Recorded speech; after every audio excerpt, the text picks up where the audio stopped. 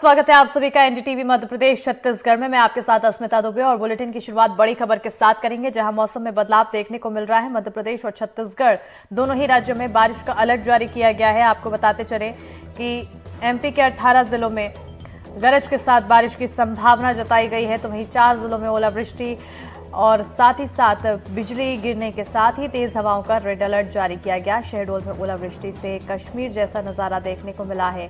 छत्तीसगढ़ में भी बिगड़ा मौसम का मिजाज, कई जिलों में बारिश और ओलावृष्टि का अलर्ट जारी किया गया। तो बारिश और ओलावृष्टि से फसलों को नुकसान हो रहा है। तो इस वक्त की बड़ी जानकारी से आप सभी को रूबरू करा रहे हैं, जहां अब एक तरफ लोग राहत की सांस ले रहे थे, ठंड का मौसम खत्म होते जा रहा था और किसानों को भी काफी राहत मिल रही थी, क्योंकि बारिश की वजह से कई बीघा किसानों की फसलें पहले ही बर्बाद हो चुकी है। लेकिन जब ठंड खत्म होने लगी, बारिश का मौसम खत्म होने लगा और गर्मियों की आहट थोड़ी थोड़ी देखने को मिलने लग गई, तो एक बार फिर मौसम ने करवट ले लिया।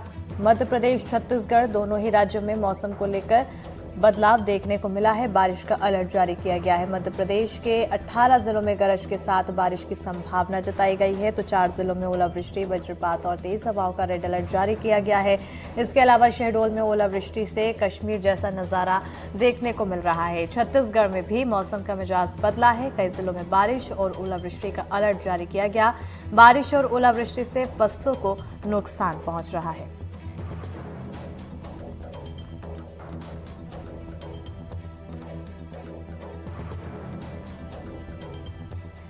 ज्यादा जानकारी के साथ हमारे सहयोगी शहडोल से विनय तिवारी जुड़ चुके हैं और साथ ही साथ सुजीत शर्मा जुड़ चुके हैं।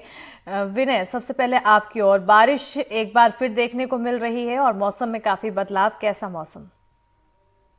मैं आपको बता दूं कि पिछले 3 दिनों से पूरे शहडोल डिवीजन का मौसम बिगड़ा हुआ है। खासकर शहडोल डिवीजन के अंतर्गत आने वाले जो अनूपपुर जिला और पुष्पराजगढ़ अंचल है, वहाँ काफी ज्यादा मौसम बिगड़ा हुआ और ओलावृष्टि जो हो रही है, पिछले 3 दिनों से लगातार शाम को ओलावृष्टि हो रही है। ये कल का ये अमरकंटक में, कल आप देख रहे हैं तस्वीरों के माध्यम से भी दिखाई दे रहा है कि जो अमरकंटक स्टेट हाईवे था, अमरकंटक के 2-3 किलोमीटर पहले से ही ओलावृष्टि बहुत तेज हुई कल शाम 5 बजे के लगभग, और पूरी जगह बर्फ की चादर बिछ गई।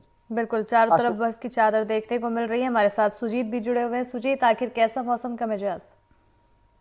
मौसम तो फिलहाल अभी खुला हुआ है, लेकिन देर शाम फिर लगातार पिछले 3 दिनों से, आपको बता दूं कि बेमेतरा जिले में पिछले 3 दिनों से 75 mm वर्षा हो चुकी है और कल ही रात में जो ओलावृष्टि हुई है और जो बारिश पे 40 mm। हमारे साथ कुछ किसान हैं, हम चाहेंगे किसानों से बात करने के लिए। शर्मा जी, ये कुछ बालियां लेके आए हैं किसान, क्योंकि मैं अभी खड़ा हूं बेमेतरा जिला मुख्यालय से लगभग 3 किलोमीटर दूर जहाजपुर गांव में, जहां के किसान है। शर्मा जी, हम बात करते हैं कि ये फसल जो दिखा रहे हैं, ये देखिए, फसल लेके आए हुए, ये फसल पूरी तरह से काली हो गई है, क्योंकि ओले जब इसके ऊपर पड़े हैं तो ये काली हुई। ये थोड़ा सा इधर आएंगे आप जी। कितना नुकसान हो रहा है फसल को इससे? बहुत डैमेज हो रहा है भाई। क्या हो गया पूरा? ये जितने भी गेहूं है ना, ये सब काले पड़ रहे हैं, कहीं पर सफेद दिख रहे हैं, कहीं पे भूरे दिख रहे हैं। इसका मतलब ये ब्लास्ट है कोई किसी प्रकार का, और चने की फसल पूरी बर्बाद हो गई है, मसूर बर्बाद हो गया। ओले पानी गिरा, कितना पानी गिरा है? बहुत पानी गिरा जी यहाँ से 3 दिन। हमारे साथ कुछ और किसान है, जो कितना कितना नुकसान हुआ है पानी से? नुकसान हो गएगा, पूरा फसल कैसा है? काला पड़ गए। फसल बचेगा कि नहीं बचेगा, क्या लग रहा है? बचेगा, मौसम बताएगा। मौसम कैसा अभी? फिर पानी दिख रहा है, पानी मौसम। तो ये थे यहाँ के कुछ किसान, जिनका कहना है कि मौसम अभी भी बर्बाद दिख रहा है। अब सरकार ने अलर्ट भी जारी किया कि फिर मौसम होगा। आपको बता दूं, बेमेतरा जिला कृषि प्रधान जिला है और 80 से 90 हजार हेक्टेयर में फसलें ली जाती है, जिसमें से पूरी तरह से फसलें कई जगह तो बर्बाद हो गई है, खासकर यहाँ पे जो धान और चने की फसल है। जी बिल्कुल। विनय, आखिर शहडोल की अगर बात की जाए तो यहाँ किसानों को कितनी परेशानियों का सामना करना पड़ रहा है, कितना नुकसान? डिवीजन संभाग की अगर बात करूं तो पिछले 3 दिनों से जो बारिश हो रही है और ओलावृष्टि हो रही है, इससे कहीं ना कहीं किसानों की जो खड़ी फसलें थी, जो गेहूं लगा था, चना लगा था, मटर लगा था, उनको काफी नुकसान पहुंचा। दूसरी बात ये कि दोपहर सुबह तो मौसम साफ होता रहता है, लेकिन दोपहर आते आते बादल छा जाते हैं, हवाएं चलने लगती है और बारिश होने लगती है, चाहे हल्की हल्की हो। साथ ही कई जगहों पर ओलावृष्टि भी होती है, जिसके कारण जो किसान खड़ी गेहूं की फसलें हैं जो पककर तैयार है, उसे काट भी नहीं पा रहे, कटाई भी नहीं कर पा रहे, या कोई जो फसलें अगर कट चुकी हैं खलिहान में रखी तो उन्हें गहाई में भी बड़ी समस्या आ रही। मतलब दोनों तरफ से किसानों के लिए मुश्किलें बढ़ रही हैं। अस्मिता, बिल्कुल, दोनों तरफ से किसानों के लिए परेशानी लगातार बढ़ती जा रही है। सुजीत, जो किसान आपके पास मौजूद हैं, मैं चाहूंगी कि उनसे आप जानें कि आखिर कितनी मेहनत की, क्या ऐसा सोचा था कि बारिश के बाद उनकी फसलों को इतना ज्यादा नुकसान झेलना पड़ेगा? आखिर कितना नुकसान हो रहा है, कहाँ परेशानी सबसे ज्यादा? मैं चाहूंगा कि किसान से कितना नुकसान हो रहा है, कितनी परेशानी का सामना करना पड़ रहा है? ये तो कम से कम 80%, 50%, कहीं पर 100% नुकसान हो रहा है। जहाँ पे ओले पड़े वहाँ कई जगह बिल्कुल जमीन नहीं दिख रही। कितनी मेहनत करते हैं आप लोग? अरे मेहनत तो बहुत करते हैं, किसान का मेहनत तो कौन कौन बता सकता है। हम ही लोग जानते हैं कि कितना मेहनत करते हैं। सरकार से कोई मुआवजा वजह अभी तक सरकार को तो कोई मुआवजा नहीं मिला है, न कोई घोषणा हुआ है। पिछली बरसात में भी आपका नुकसान हुआ पिछली तो बरसात में भी हुआ था वैसे, उसका अभी तक कोई पता नहीं। कोई मुआवजा नहीं मिलता। अरे लगातार 2 साल 3 साल हो गए, हम लोग बहुत परेशान हैं। हमारे साथ कुछ युवा किसान हैं, कितनी मेहनत करते हैं आप लोग? मैं देख रहा हूँ पीछे ट्रैक्टर भी आपका दिख रहा है, क्या सब चीज कर रहे हैं, कैसे करते हैं, क्या होता है? अगर हम ध्यान दें तो बेमेतरा जो है कृषि प्रधान ही रहा है। हमारे लिए कृषि कार्य ही मेन कार्य रहता है। आसपास में कोई और कार्य नहीं है जिसको हम कर सके। हमारा पूरा समय सुबह से शाम जो है केवल कृषि कार्यों में ही बीतता है। तो हम जितना भी कार्य करते हैं वो अगर ऐसे बर्बाद होता है और सरकार उस पर ध्यान नहीं देती है तो हमें बहुत ज्यादा नुकसान होगा। हमारे आर्थिक दृष्टि से हम पिछड़ते जाएंगे बिल्कुल।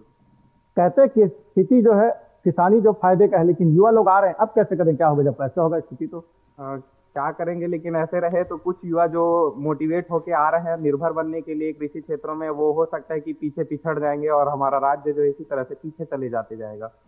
तो ये थे कुछ पढ़े लिखे युवा जो खेती की ओर आगे बढ़ रहे हैं, वो खेती करना चाहते हैं, अपनी दिखाना चाहते हैं। उनकी स्थिति ये बता रहे हैं कि पीछे मोटिवेट करें, सरकार को भी तत्काल इस पे ध्यान देना चाहिए। जी बिल्कुल। विनय, अगर हम शेड्यूल की बात करें तो यहाँ पर मौसम को लेकर क्या कुछ मौसम विभाग की तरफ से अलर्ट जारी किया गया है आने वाले समय के लिए? अभी अगर मौसम की बात कीजिए तो पूरे शहडोल डिवीजन की बात की जाए तो अभी तो मौसम खुला हुआ है और धूप अच्छी निकली हुई है। मौसम विभाग का यही अलर्ट जैसे जो प्रादेशिक स्तर पर जो अलर्ट जारी होते हैं कि तेज हवाएं चल सकती है, गरज चमक हो सकती है, ये सारी चीजें दोपहर जैसे बीतती है और जब देर शाम होती है तो बारिश, हल्की फुल्की बारिश, गरज चमक, तेज हवाएं और शुरू हो जाती हैं। मुख्यतः जो किसान और जो लोग आमजन परेशान है जो ओलावृष्टि से, अगर कहीं ओलावृष्टि हो जाती है तो किसानों की फसलों को बहुत नुकसान पहुंचता है और ऐसा लग रहा है कि ये जो मौसम है आगामी 1-2 दिन तक और ऐसा बना ही रहने की संभावना। बिल्कुल। अब तक क्या ओलावृष्टि की स्थिति देखने को मिली है?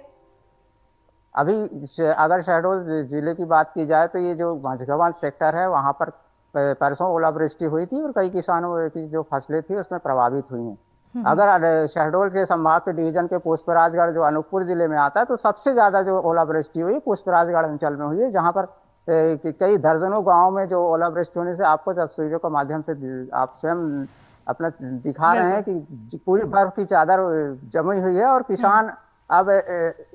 किसान को कोई राहत दिखलाई नहीं दे रही। वो अब क्या करे तो क्या ना करे, चूंकि अब बिल्कुल कहीं ना कहीं किसानों की परेशानी इससे काफी बढ़ती हुई दिखाई दे रही है। जुल्फिकार हमारे साथ रायपुर से जुड़ चुके हैं। जुल्फिकार, अब सर्दी का मौसम एकदम खत्म होने की ओर था, गर्मियां दस्तक दे चुकी थी, लेकिन एक बार फिर ठंड ने यू टर्न ले लिया है और बारिश के चलते किसानों की परेशानी बढ़ गई। बिल्कुल, छत्तीसगढ़ के कई ऐसे जिले हैं जहां पर तापमान गिरा है, बारिश हुई है, ओलावृष्टि हुई और कल भी देर रात जो है बारिश हुई है, राजधानी रायपुर में भी हुई है और अभी सुबह तक कुछ माहौल ऐसा ही लग रहा था कि ठंड का समय आ गया हो। लेकिन हालांकि अब राजधानी रायपुर की बात करें तो यहाँ पे सूरज निकल आया है और जब यहाँ सूरज निकलता है तो तपिश ऑटोमेटिकली बढ़ जाती है। लेकिन उसके अलावा जिस तरीके से बारिश हुई है और मौसम विभाग ने जो अलर्ट जारी किए थे उसके मुताबिक आज भी पूरे प्रदेश में अलर्ट रहने वाला है और अलग अलग जगहों पर बारिश हो सकती है और तेज हवाओं के साथ कई जगहों पर ओलावृष्टि भी हो सकती है।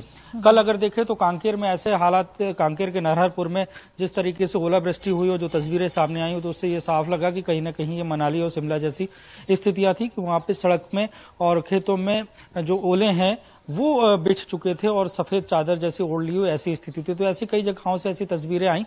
तो ये तस्वीरें कुछ विचलित करने वाली इसलिए भी है क्योंकि इससे सीधे तौर से अगर देखा जाए तो किसानों को बड़ा नुकसान हुआ है।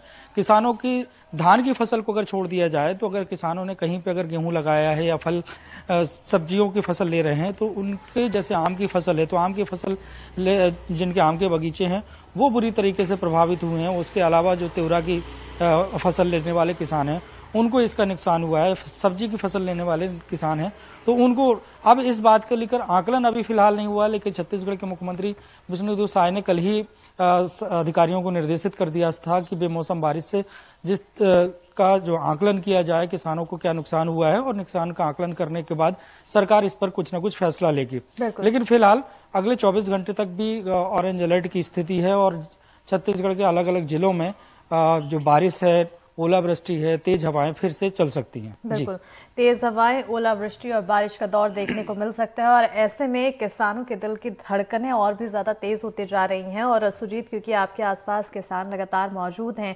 उनसे पूछिए कि कुछ दिनों में तक लगातार बारिश का ऐसे ही दौर देखने को मिलेगा, तो क्या कुछ तैयारियां आने वाले समय के लिए की गई है उनकी तरफ से, या जो खेत में फसल है उनको जल्दी ही शिफ्ट करने की कोशिश की जा रही हो, किसी तरह की ऐसी तैयारियां? सरकार ने फिर अगले 24 घंटे के लिए अलर्ट जारी किया हुआ है और ये किए हुए हैं। तो मैं चाहूंगा कि क्या कोई तैयारी आप लोगों ने की है फसल को बचाने के लिए? क्या बच पाएगा, नहीं बच पाएगा? यहाँ क्या तैयारी करेगा किसान आदमी जी? खेती में इतना लंबा चौड़ा खेती रखते हैं, गरीब आदमी कहाँ से कुछ व्यवस्था करेगा? अभी तो खेतों में पानी जमा होने लग गया है पूरा, और फिर अलर्ट कर रहे हैं तो फिर वो तो पूरा फसल बर्बादी हो जाएगा, कुछ नहीं बचने वाला है। कोई कटी वटी फसल हो भी जो रखी जो बचा ही रहेगा वो काटते भी नहीं बनेगा। वो तो लागत मान लो इकट्ठा करना चाहेगा किसान तो उसकी लागत वसूल नहीं, किसान तो बर्बाद होने ही होना है। और फिर से अलर्ट जारी किया गया है राज्य सरकार की ओर से, 24 घंटे पानी गिरेगा, तब क्या स्थिति? वो तो सरकार को ध्यान देना चाहिए, किसानों के लिए मदद करे कुछ। जितने भी गरीब किसान हैं, मध्यम वर्ग के हैं, जितने भी खेती करते, चाहे छोटा हो या बड़ा किसान हो, उसकी तो साल भर की कमाई है भाई। यादव जी, मैंने आपने देखा कि आपने चने की फसल को काट कर रखी हुई, चने का फसल बचेगा आपका? देखो क्या बांटेगा, नहीं बांटेगा, वो पूरा काला पड़ गया, वो भूसा नहीं बन रहा है, ना दाना नहीं निकल रहा है, वो तो चने की फसल पूरी बर्बाद हो गए पूरा। और मसूर तो गए, धनिया सब गए, धनिया मसूर तो सब गए, आगे तीनों गए। अभी पूरे खेतों में चल रहा, देख लो पूरा खेत पूरा गेहूँ है। बिल्कुल जुल्फिकार, देखिए अब किसानों की यहाँ पर काफी ज्यादा परेशानी देखने को मिल रही है और उनका गुस्सा भी फूटता हुआ दिखाई दे रहा है। एक तरफ चुनाव है, वादे किए जा रहे हैं किसानों के हित के लिए, तो वहीं दूसरी ओर किसान परेशान। क्या कुछ कदम उठाया जाएगा? देखिए, किसान की अपनी अलग परेशानी है, क्योंकि और सर अभी हमने जो तस्वीरें देखी उसमें अगर देखा जाए तो जो सरकार की जो जिम्मेदारियां बनती हैं, धान खरीदी केंद्रों में जो धान रखा हुआ था उसका अभी उठाव नहीं हुआ है। लेकिन ये बेमौसम बारिश से, और अगर खेत में कोई फसल लगी हुई है और तो उसको बचाना बेहद ही मुश्किल है, उसको संभव ही नहीं है। हाँ, उन फसलों को बचाया जा सकता है कि जिन फसलों की कटाई हो गई हो और उन्हें किसी जगह पे रखा है, तो किसान भी उसको ढककर किसी तरीके से बचा सकता है। अगर जैसे आम की फसल है तो आम की फसल पेड़ों में लगी हुई हो, अगर ओलावृष्टि होती है तो उससे किसी भी तरीके से उसे बचाया नहीं जा सकता, ना तो सरकार बचा सकती है ना तो किसान बचा सकते हैं। सिर्फ बचाया तभी जा सकता है कि आम अगर टूट गए हों, कहीं पे रखे हों और उसको ढका जा सकता है। ऐसे में कोई चारा नहीं है, लेकिन हाँ उम्मीद यही की जा रही है किसानों की तरफ से कि आने वाले समय में किसानों को मुआवजा दिया जाए और सरकार की तरफ से मदद का ऐलान किया जाए। बहरहाल बहुत बहुत शुक्रिया आप तीनों का जुड़ने के लिए, तमाम जानकारी देने के लिए, विनय, सुजीत और जुल्फिकार।